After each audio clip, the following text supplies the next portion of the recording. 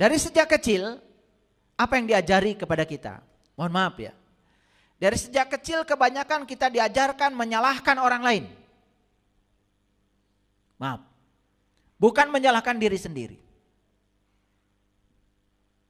Orang yang suka menggunjingkan orang lain bersama-sama, karena dia sebetulnya sedang berjamaah untuk menyalahkan pihak lain yang digunjingkan. Dan secara tidak sadar kita sedang mengajarkan kepada anak-anak kita, kepada orang di sekitar kita, untuk menyalahkan orang lain. Jadi kalau kita ingin mengukir nasib kita sendiri, berarti cara yang paling utama apa? Kita harus belajar dulu. Belajar untuk apa? Belajar untuk melihat diri kita sendiri. Makanya jika kita ingin berubah, maka diri sendiri yang harus berubah, bukan orang lain. Dan tidak ada yang bisa mengubah nasib kita selain diri kita sendiri. Tidak ada yang bisa mengubah keadaan kita selain diri kita sendiri. Coba, ubah cara melihat sesuatu. Maka hal-hal yang kita lihat pun pasti berubah. Jadi belajar pengajian, belajar kesadaran, sebetulnya yang paling inti adalah belajar mengubah cara melihat sesuatu. Karena itu sumber penderitaan semua manusia. Cara melihatnya salah, di tempat yang salah. Akibatnya dia akan menyimpulkan itu salah. Maka dia selamanya akan terjebak benar salah, baik buruk. Terjebak dalam lingkaran dualitas yang tanpa henti. Kalau seperti itu, kebahagiaan hanya angan-angan. Mengambil langkah baru, mengucapkan kata baru, itu hal yang paling ditakuti oleh semua orang. Kenapa? Kebanyakan orang hanya ingin di zona nyaman. Mengambil langkah baru, mengucapkan kata baru, kebanyakan ditakuti orang. Tapi kalau kita tidak mau mengambil langkah baru dan tidak mau membuat kata baru dalam hidup kita, kita tidak akan jadi manusia baru. Selamanya kita menjadi manusia usang yang lama. Padahal semesta terus berjalan. Waktu tidak menunggu. Kedewasaan adalah ketika kita berhenti mengeluh dan membuat alasan, lalu mulai membuat perubahan. Kita masih kekanak-kanakan, senang mengeluh, bahkan sering membuat alasan untuk tidak melakukan sesuatu. Maka orang yang terus mengeluh, membuat alasan, tidak berani memulai sesuatu. Sudah jelas, ibadah kita selama ini itu tidak ada dampak kepada kita. Sudah jelas, sholat kita yang ribuan rakaat itu tidak bisa mencegah dari perbuatan keji dan munkar. Tetapi tidak ada kata baru dalam dirinya. Tidak ada langkah baru. Terus melakukan itu saja yang sudah jelas tidak berdampak. Harusnya tanya, kenapa kok sholat saya begini? Kok sholat saya tidak mencegah perbuatan keji dan munkar? Di mana letak kesalahannya? Gak berani mengambil langkah baru. Makanya saya sering mengatakan, hanya orang yang berani tersesat yang tidak akan tersesat. Yang takut tersesat selamanya akan tersesat. Yang berani ke sini pasti nyampe ke sini. Yang takut ke sini masih di kamarnya sekarang. Gak kemana-mana. Di rumah aja karena takut. Tapi yang berani ke sini nyampe. Google Map macet. Bisa tanya orang. Dan ingat, kita akan bertanya sesuatu pada orang saat kita sedang tersesat. Yang sedang di rumah gak mungkin tanya. Betul gak? Makanya selamanya tersesat. Yang berani datang pasti nyampe. Makanya Allah bilang, man kana yarju liqa Allah fa inna ajalallahu la'aj. Barang siapa yang berharap jumpa dengan Allah, waktu yang dijanjikan pasti datang. Itu aja kok syarat.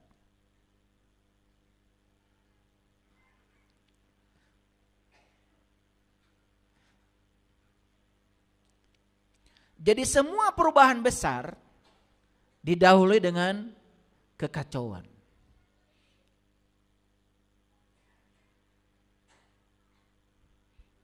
Dan kekacauan itu tidak buruk. Karena kekacauan itu akan mengantarkan seseorang pada titik nadir dari kekacauannya. Maka dia akan bangkit. Jadi kalau ada kekacauan di rumah apa-apa, itu tanda-tanda mau ada perubahan besar. Tenang, jangan panik. Tenang.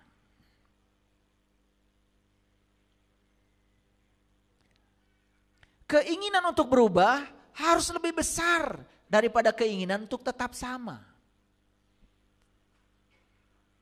Kalau di sini keinginan untuk tetap sama malah justru lebih besar daripada keinginan untuk berubah, tidak ada perubahan. Tidak ada perubahan.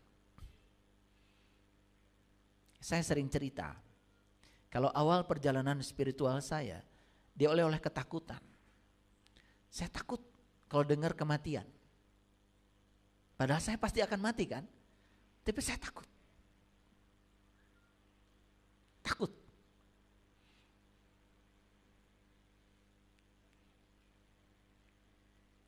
Jadi yang membuat saya takut itu ketika saya membaca satu statement dalam Al-Quran.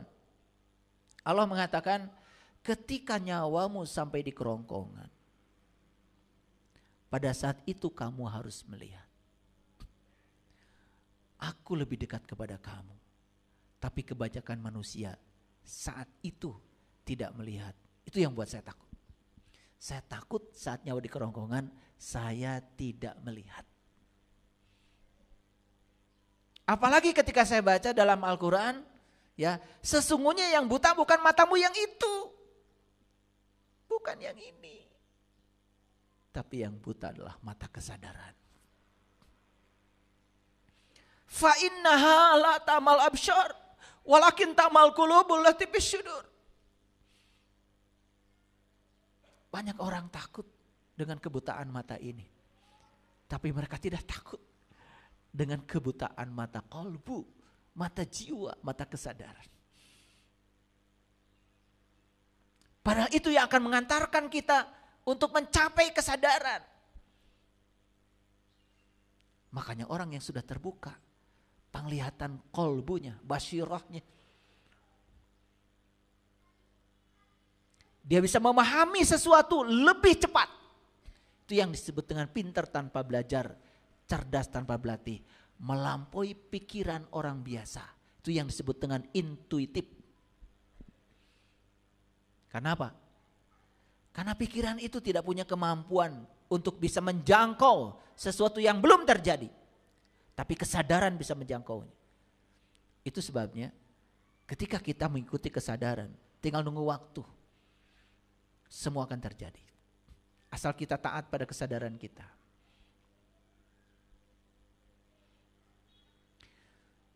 Kita ingin melakukan perubahan. Jangan terlalu rumit.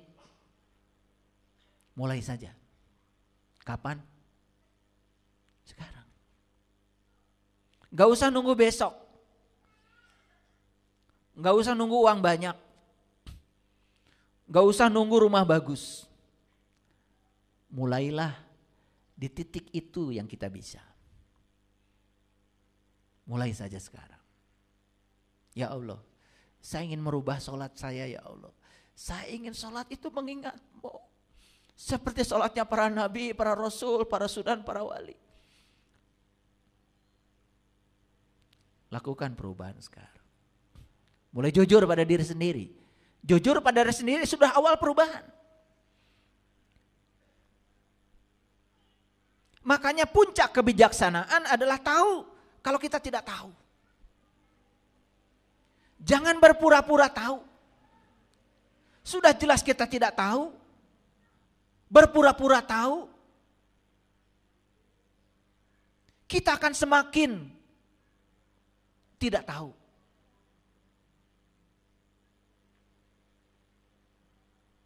Makanya orang yang paling berbahaya adalah orang yang tidak tahu, tetapi dia tidak tahu kalau dianya tidak tahu.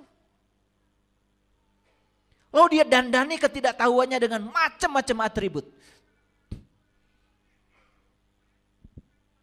Orang yang banyak pakai atribut di namanya itu orang yang tidak percaya diri. Untuk dipercaya aja harus wah pakai gelar itu, gelar ini. Pakai baju ini, baju itu. Dandan terus. Kebodohan itu tidak bisa didandani dari luar. Bodoh itu apalagi bicaranya. Dia orang bodoh.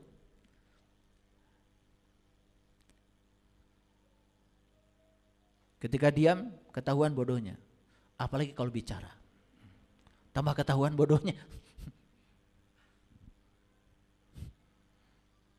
Orang yang suka membicarakan sesuatu yang dia sendiri tidak mengalaminya, tidak merasakannya, cuman apa kata orang disampaikan lagi, itu kebodohan. Sudah saya bahas ya di episode yang lalu. Penipuan terburuk adalah menipu diri sendiri. Stop menipu diri sendiri. Kalau tidak tahu, bilang tidak tahu. Belajar sama yang tahu, itu aja kok, sesederhana itu. Dan kalau kita sudah memulai dari situ, perubahan akan terjadi. Jangan bertanya, Pak, dari mana saya ingin memulai perubahan? Sederhana. Dari mengakui kelemahan diri. Dari jujur pada diri sendiri. Itu aja cukup. Perubahan sudah mulai terjadi. Jadi pada dasarnya kita semua mengirimkan medan energi yang mempengaruhi dunia di sekitar kita. Melalui apa? Melalui pikiran dan perasaan. Pikiran dan perasaan. Sudah saya jelaskan ya. Tonton Hidup Menakjubkan. Episode 1 sampai 10. Ulang-ulang itu. Ulang-ulang. Semua pemikiran, pemikir dunia yang hebat sudah saya sajikan di situ. Gratis. Saya ingin menyampaikan pesan pada dunia bahwa hidup itu menakjubkan. Sangat menakjubkan. Apabila kita bisa mengelola nih pikiran dan perasaan. Menurut fisika kuantum, pikiran, perasaan dua-duanya energi.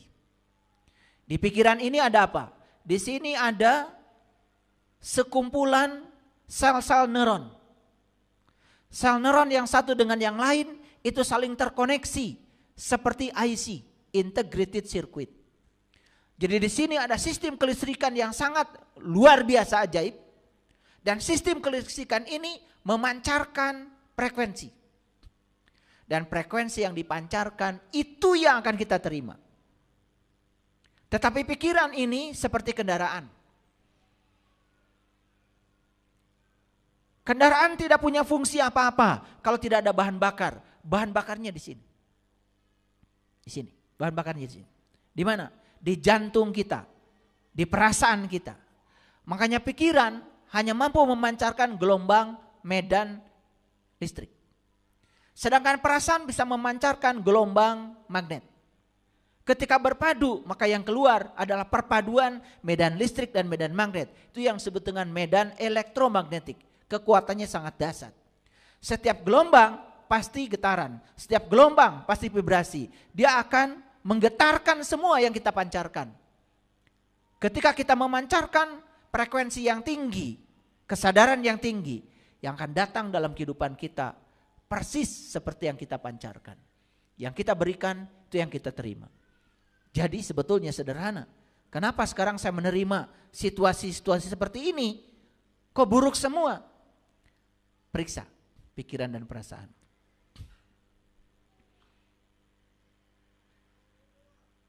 Karena bagi saya, ya, mengubah nasib yang paling utama adalah mengubah pikiran dan perasaan. Ini harus diubah. Mengubah nasib ini bukan kerja keras. Dari sini mulai. Dari sini.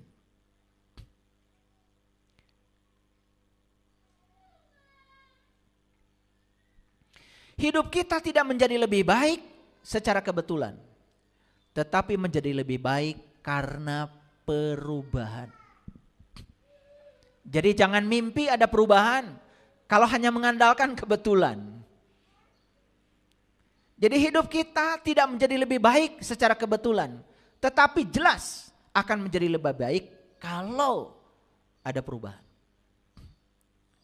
Perubahan kecil pada akhirnya menghasilkan hasil yang besar. Asal ada tindakan. Karena tindakan adalah kunci untuk semua perubahan. Menyitir kata-kata Mahatma Gandhi, 1 ons tindakan lebih mulia daripada berton-ton kata-kata.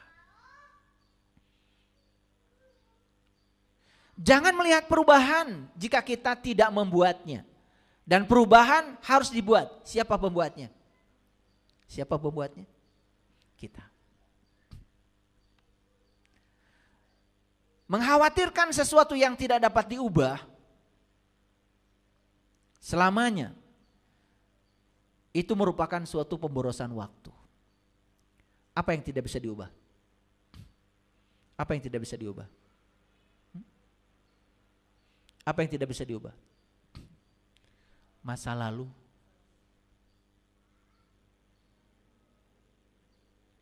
Ada orang yang gemar, hobi, meluangkan begitu banyak waktu hanya untuk memikirkan masa lalu.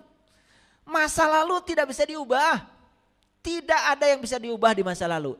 Yang bisa diubah adalah sudut pandang kita terhadap masa lalu sekarang. Yang bisa mengubah masa lalu itu adalah sudut pandang kita terhadap masa lalu. Dan sudut pandang bisa diubah. Kapan diubahnya? Sekarang. Oh, saya tidak mungkin menjadi saya yang hari ini kalau pasangan saya bukan yang itu. Saya tidak mungkin menjadi saya yang hari ini kalau ibu bapak saya bukan yang itu. Saya tidak mungkin menjadi saya yang hari ini kalau saya belum pernah ditipu orang itu. Saya tidak mungkin menjadi saya yang hari ini kalau saya tidak pernah disakiti orang itu. Saya menjadi saya yang hari ini karena jasa mereka semua di masa lalu. Ternyata tidak ada masa lalu saya yang buruk. Semua baik-baik saja. Karena mereka telah mengantarkan saya menjadi saya yang hari ini. Kan keren kalau gitu. Hilang semua dendam, hilang semua kebencian. Hidup penuh sukacita. Begitu kita bahagia hari ini, maka kebahagiaan rindu mendatangi kita. Uang rindu mendatangi kita. Kesehatan rindu mendatangi kita. Keberlimpahan rindu untuk datang pada kita. Like attracts like. Ini ilmu mahal. Saking mahalnya gak usah bayar.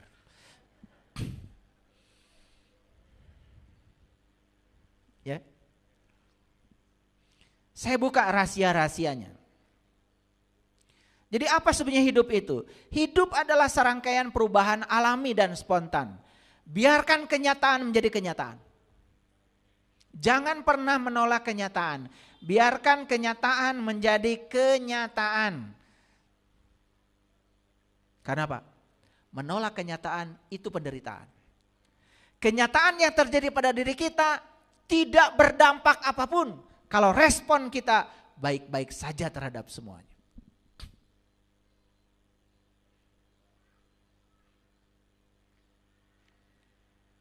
Jadi biarkan hal-hal mengalir secara alami ke depan. Dengan cara apapun yang dia suka. Karena alam semesta ini bekerja cuma satu kok. Teorinya cuma satu. Melakukan relaksasi dari satu keseimbangan pada keseimbangan baru. Itu saja. Tapi saat dia mau melakukan proses transformasi dari satu keseimbangan pada keseimbangan baru, pasti ada kekacauan, pasti. Tapi kekacauan itu sesungguhnya hanya akan mengantarkan kita kepada ketertiban. Kalau kita mau mengalir, gak ada yang buruk. Semua baik-baik saja. Tidak ada rumah tiba-tiba bagus tanpa direnovasi. Dan saat renovasi pasti berantakan dulu, bukan? Iya. Makanya perubahan itu kan seperti itu, ya. Itu. Awalnya aja kelihatan berantakan. Tapi akhirnya kalau kita mau mengikutinya, pasti akan mencapai apa yang kita impikan.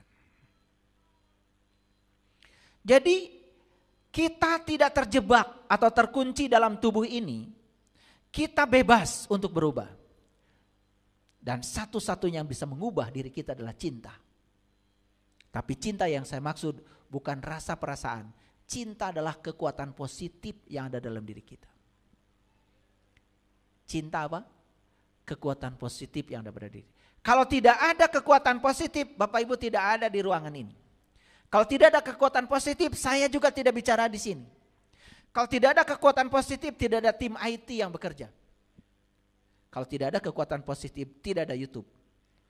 Tidak ada kekuatan positif, tidak ada aplikasi. Tidak ada kekuatan positif, tidak ada HP. Tidak ada semuanya. Bahkan alam semesta tidak akan ada. Dan kita tidak akan terlahir tanpa kekuatan positif. Itu kekuatan positif. Siapa yang hidupnya berbahagia sekarang? Mereka yang sudah menggunakan kekuatan positif. Siapa yang hidupnya sekarang tidak bahagia? Karena mereka sedang mengalami ketiadaan kekuatan positif. Mereka belum menggunakan kekuatan positif itu. Lihat orang yang sudah menggunakan kekuatan positif. Lihat respon mereka. Minggu depan kita jalan-jalan ya ke Bali. Yes, saya pasti bisa. Saya minggu depan ada di Bali. Positif. Lihat orang-orang yang ketiadaan cinta. Begitu diajak begitu. Malah pidato keluhan.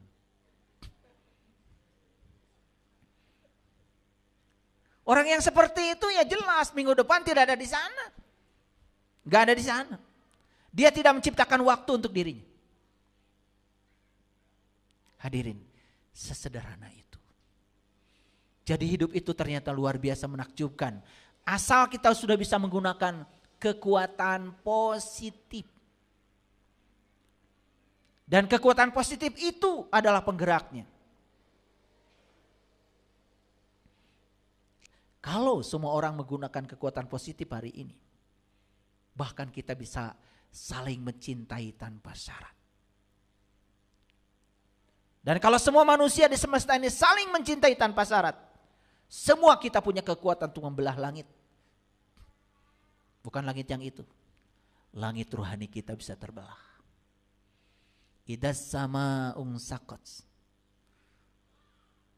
Kita langit terbelah. Langit yang mana? Langit rohani kita terbelah. Ketika langit rohani kita terbelah, maka kita akan menyaksikan bintang-bintang di langit terdekat kita. Seperti yang dialami Nabi Ibrahim. Melihat bintang, melihat bulan, melihat matahari. Dia menyaksikan pusat semesta dalam dirinya. Apakah itu hayalan? Tidak. Itu kenyataan hari ini. Bagi orang yang tahu ilmunya, tahu caranya. Dan hanya orang yang punya kekuatan positif yang sampai di sana. Maka di Quran dikatakan, فَإِذَا سَقَطِ السَّمَاءُ فَكَانَتْ وَرْدَةً كَالدِّهَانِ فَبِأَيِّ آلَاءِ رَبِّكُمَا تُكَذِّبَانِ.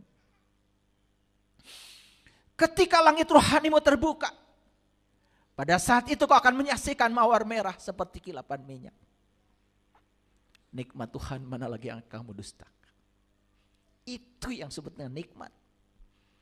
Makanya nikmat hanya diberikan kepada para siddiqin, para syuhada, para nabi, para solihin. Nikmat itu bukan sesuatu yang berwujud uang, bukan harta, bukan pangkat, bukan jabatan. Itu yang dicari manusia. Nikmat yang sebenarnya adalah saat kita bisa menyaksikan diri kita yang sejati. Saat kita bisa menyaksikan bintang-bintang di langit yang terdekat kita. Bahkan setan pun tidak berdaya lagi.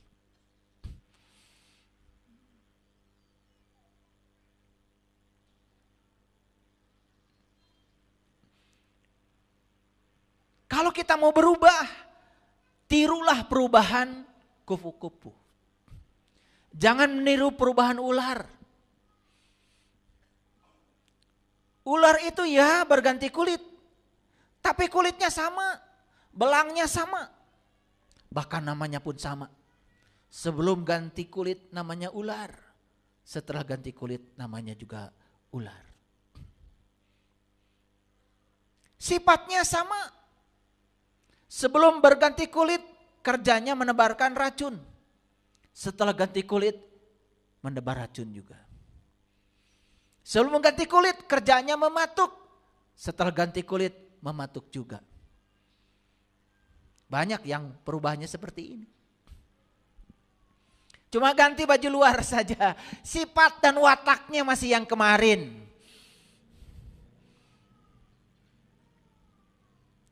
Cuman beda.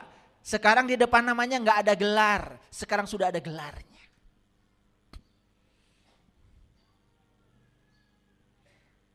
Tapi wataknya masih itu, namanya masih itu, sifatnya masih yang dulu.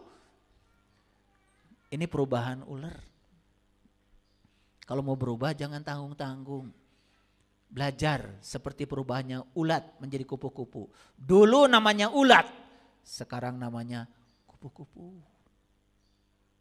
Dulu menjijikan, sekarang menyenangkan. Dulu makannya rampus. Daun apa saja dimakan tuh sama si ulat. Sekarang dia hanya makan madu. Itu pun sambil melakukan proses penyerbukan.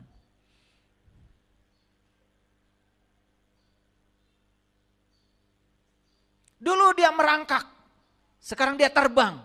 Lucu. Dan lihat perilaku kupu-kupu. Kupu-kupu itu hanya datang kalau rumah kita bersih. Kupu-kupu itu hanya datang kalau taman kita tertata rapi. Taman yang berantakan, gak pernah disapu, tidak tertata rapi. Jangan harap kupu-kupu datang.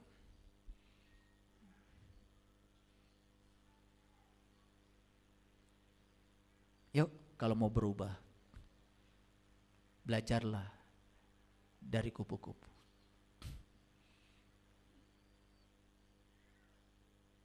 Makanya ada lagu kupu-kupu yang indah. Gak ada lagu ulat-ulat yang menjijikan. Bahkan kupu-kupu itu mau hinggap aja dia cari tangkai yang aman. Dia tidak mau lagi melukai. Itu masa lalunya. Dulu dia pohon aja dimakan. Setelah melalui pertobatan. Bahkan mau hinggap saja. Cari daun ranting yang aman. Yang tidak mengganggu. Keren gak? Aduh, saya berharap di kelahiran saya yang sekarang ini di dunia. Dan saya membagikan ilmu ini kepada para sahabat semuanya. Yang mendengar kajian ini. Menjadi kupu-kupu yang indah.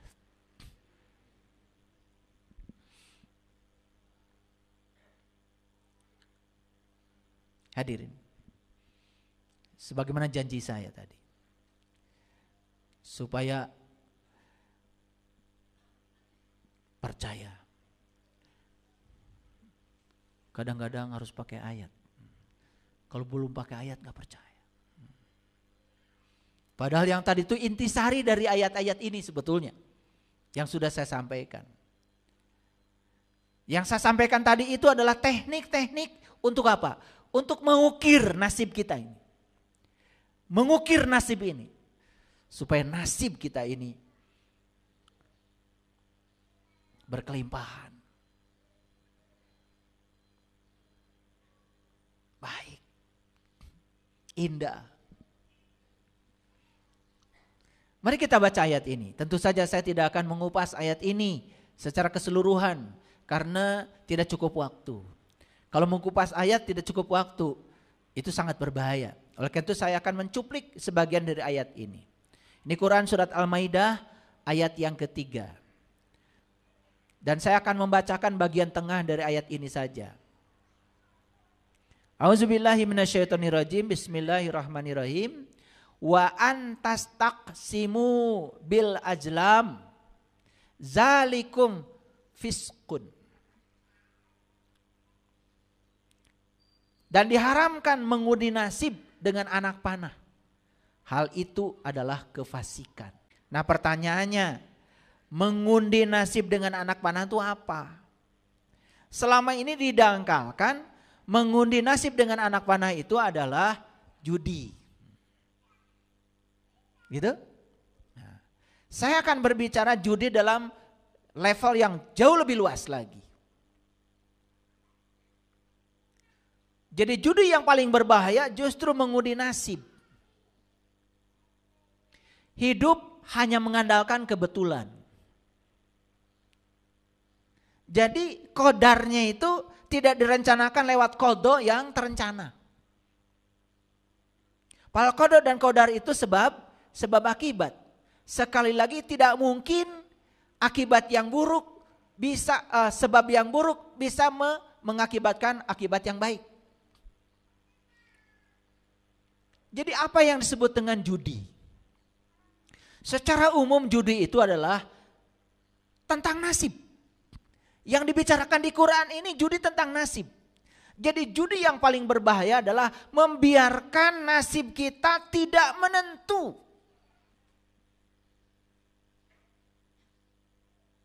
Membiarkan nasib kita pada situasi yang di luar diri kita. Sementara kita tidak mengukirnya sendiri.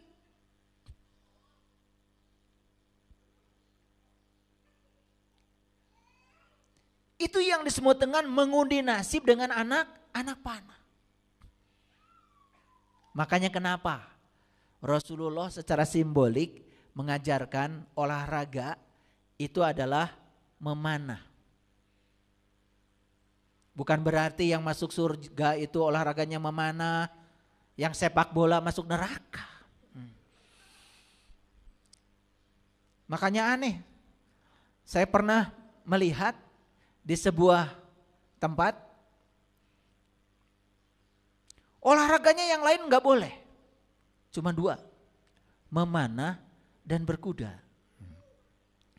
Itu simbolik dari Rasulullah. Memanah yang dimaksud bukan itu, dan berkuda yang dimaksud juga bukan itu. Berkuda itu kita harus punya tunggangan agar kita bisa naik dari kesadaran rendah menuju kesadaran yang tinggi sampai puncaknya Sidrah Al-Muntaha. Kan Rasulullah juga pakai tunggangan namanya buraq. Jadi kalau kita ingin melakukan perjalanan harus punya tunggangan. Itu bahasa simbolik. Dan tunggangan itu sudah disediakan Allah buat semua orang. Cuman sayang tidak semua orang tahu tunggangannya. Itu kendaraan terhebat yang diciptakan Allah untuk mengantarkan jiwa kita menuju Dia Sang Maha Jiwa. Itu namanya berkuda. Saya nggak mau sepak bola, pengennya berkuda. Kenapa? Biar masuk surga. Sesempit itu sudut pandang kita.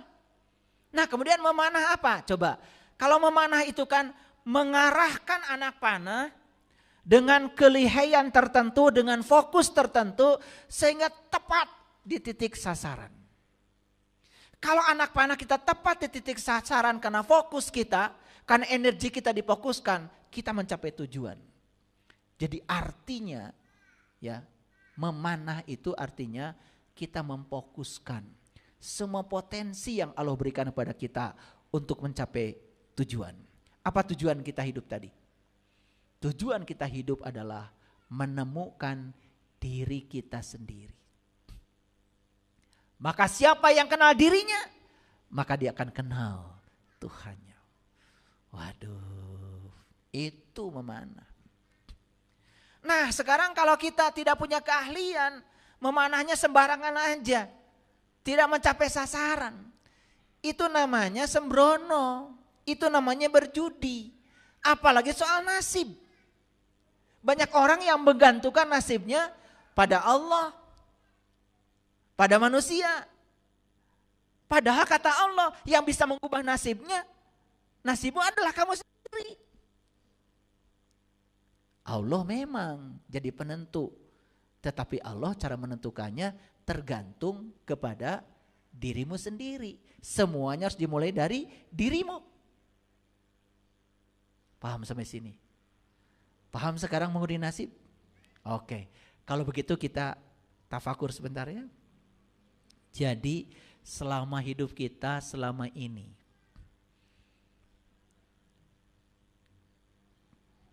setuju gak kalau saya mengatakan kita ini membiarkan nasib kita itu seperti undian anak panah.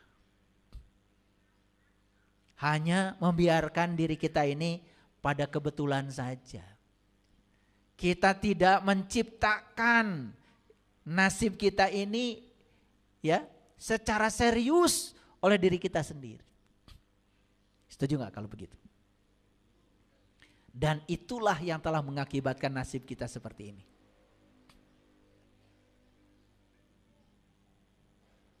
Makanya kenapa Allah mengatakan wa antas taqsimu bil ajlam zalikum fiskun. Diharamkan mengundi nasib dengan anak panah karena itu adalah suatu kefasikan. Nah, sekarang kita bahas dulu fasik itu apa sih sebetulnya? Fasik itu berasal dari bahasa Arab dari kata fasik.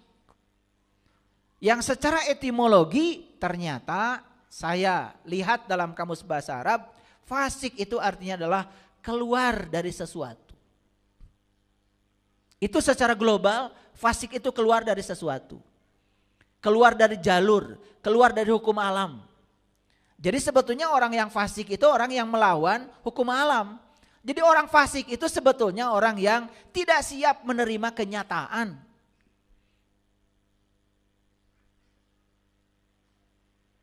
Nah, dalam tradisi Islam, pengertian fasik adalah seseorang yang meninggalkan ketaatan kepada Allah dan Rasul-Nya. Ini lebih spesifik. Kalau tadi kan fasik itu arti globalnya secara etimologi keluar dari sesuatu. Dalam tradisi Islam, fasik itu diartikan lebih spesifik, yaitu meninggalkan ketaatan kepada Allah dan Rasul. Bukankah Allah sudah ngasih Al-Quran? Bukan Allah sudah ngasih Al-Quran dan Rasul sudah meninggalkan sunnah. Yuk para sahabat, Bapak Ibu, jujur ya, ini Quran yang 30 juz ini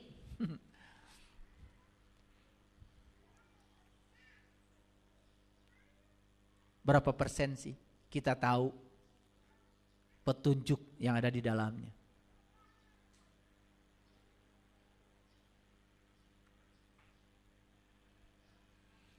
Berapa persen kira-kira? 1%? 2%? 100%?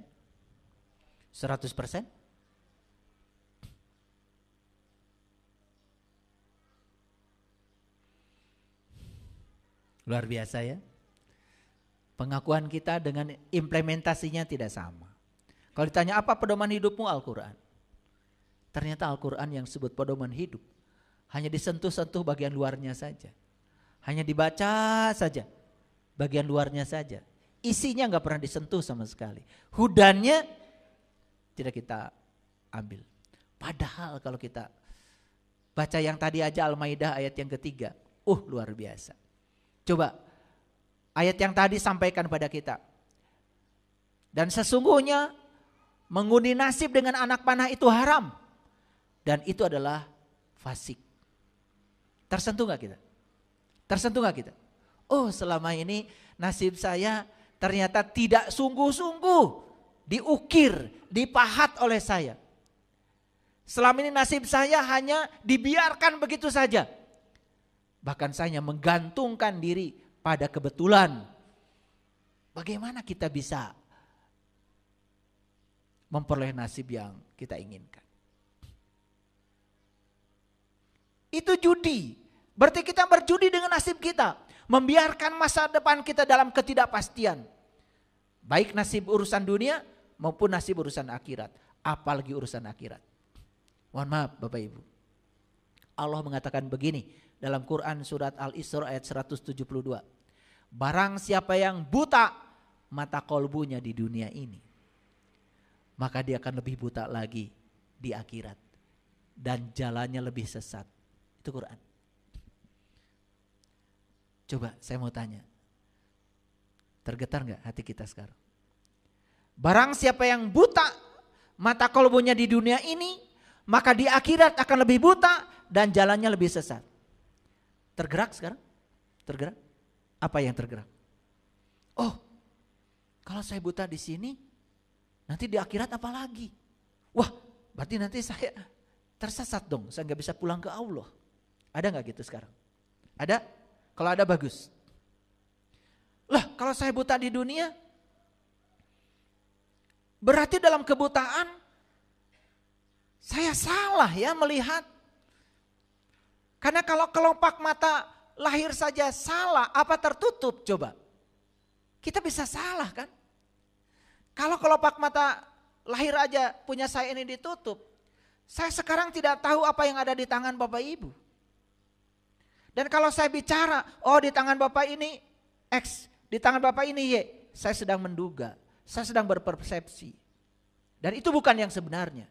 Waktu mata lahir saya ditutup, apalagi mata kolbu tertutup, salah persepsinya tambah banyak. Otomatis dalam hidup ini kok salah semua. Karena hanya menerka-nerka, bukan yang sebenarnya. Ada nggak sekarang perasaan itu? Barang siapa yang mata kolbunya di dunia tertutup, maka di akhirat akan lebih tertutup lagi dan jalannya lebih sesat. Wah, kalau saya tersesat di akhirat, gimana ya? Kan belum ada aplikasinya. Betul nggak? Kalau tersesat di dunia sih sekarang udah ada aplikasinya. Betul nggak? Iya, susah-susah tinggal tanya Google. Ya, iya. Yang perempuan itu tuh di Google suka ngasih petunjuk tuh. 300 meter lagi belok kanan kan gitu. Betul nggak? Iya. 500 meter lagi Anda belok kiri. Pas mau belok juga dikasih tahu. Tetapi di akhirat belum ada Google Map-nya. Kalau kita buta di sana terus bagaimana?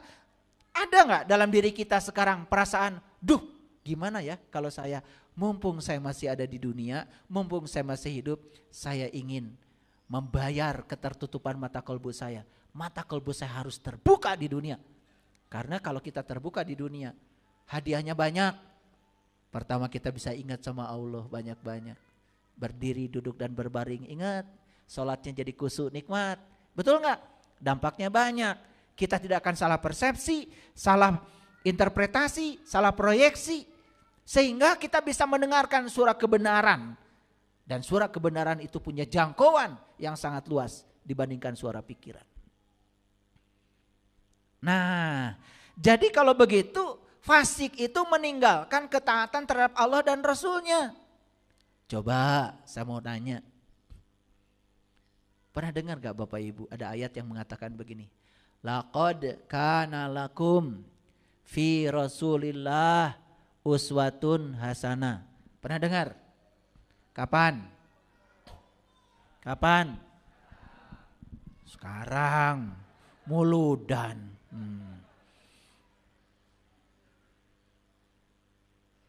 Artinya apa? Sesungguhnya bagi kalian semua, pada diri seorang Rasul ada uswatun hasanah. Itu pesannya. Pernah nanya enggak? Uswatun hasanah tentang apa? Pernah nanya enggak? Itu kalian. Makanya enggak dapat apa-apa. Cuma gitu aja. Padahal di ayat itu dijelaskan. Liman kana yarjullah. Uswatun hasanah tentang apa? Tentang cara mencapai Allah. Jadi yang diajarkan Rasulullah itu yang paling inti adalah cara mencapai Allah. Itu kata Quran, bukan kata saya. Harus pakai kata Quran. Biar yakin, nanti ada nyerang lagi sama saya. Maka siapapun yang hari ini mendapatkan cara untuk mencapai Allah, itu uswatun hasanahnya Rasul. Apa kata ayat itu? Wal yaumal akhir, di hari kemudian. Hari kemudian itu bukan hari akhir. Hari kemudian itu besok, lusa, itu hari kemudian. Hari setelah hari ini. Wa zakarallaha katsira, kamu akan ingat Allah banyak-banyak. Masuk akal nggak ayat itu? Coba kita rangkai lagi. Sesungguhnya bagi kalian semua pada diri Rasul itu ada uswatun hasanah. Tentang apa? Tentang cara mencapai Allah. Kalau caranya kita hari ini sudah kita miliki, itu namanya syafaat. Syafaat itu bukan nanti, bukan dibariskan. Kalau hari ini kita mendapatkan uswatun hasanahnya, ilmu agungnya para Rasul tentang cara mencapai Allah, maka hari ini, setelah hari ini, besok lusa, gak ada yang kita ingat kecuali Allah.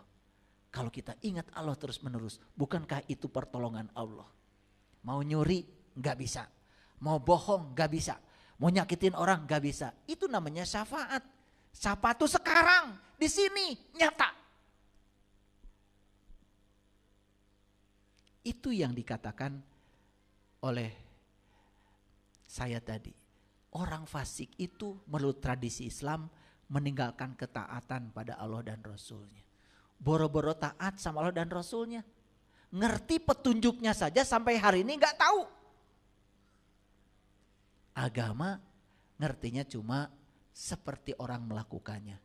Gitu-gitu saja. Orang marah ikut marah.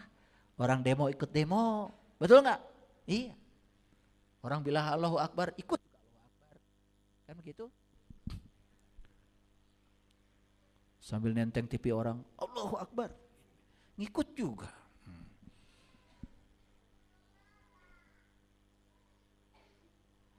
Kira-kira sampai di sini mengerti? Oke.